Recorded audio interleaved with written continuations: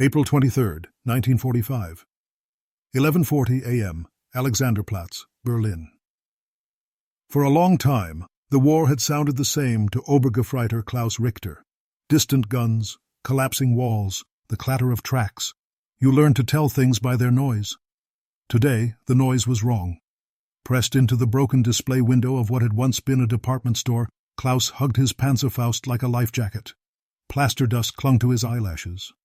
Somewhere above, a facade groaned and sagged, ready to come down with one more good hit. Through the smoke hanging in the square, he heard tanks.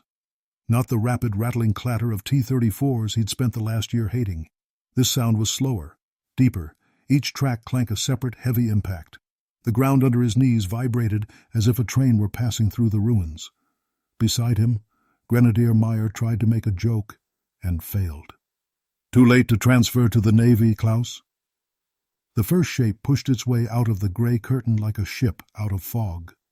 For an instant, he thought a building was moving. Then the dust thinned, and he saw it, blunt, slab-sided bow with thick, rounded armor, turret like a bunker rotating on a hull, track links as tall as his thigh. Above it all, an enormous gun, the 122mm, swinging with slow, unhurried precision toward a row of sandbag positions that had once been a tram stop. Klaus had seen T-34s, KVs, even a Churchill when they'd been rushed to the west. He had never seen anything like this. "Mein Gott," Meyer breathed. "Das ist kein T-34." The IS-2 rolled past their shattered storefront, close enough for him to see weld seams and white chalk numbers on its side. Its armor was already scarred where someone else had tried to stop it. Black rings around old impact marks showed where shells had hit and bounced.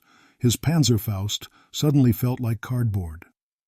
Training film strips in a dark barracks had talked about Soviet machines pushed to breaking and on their last legs. The briefing 2 days ago had mentioned light and medium tanks, old models. The steel mountain grinding into Alexanderplatz was none of those things. It looked new, confident, built for this exact, terrible moment. Behind the first IS-2, another silhouette appeared, and another. Klaus swallowed, wiped sweat and grit from his eyes, and raised the Panzerfaust anyway. Berlin was burning behind him. Whatever the Soviets had brought to finish it, he had one shot and a ruined city left to lose.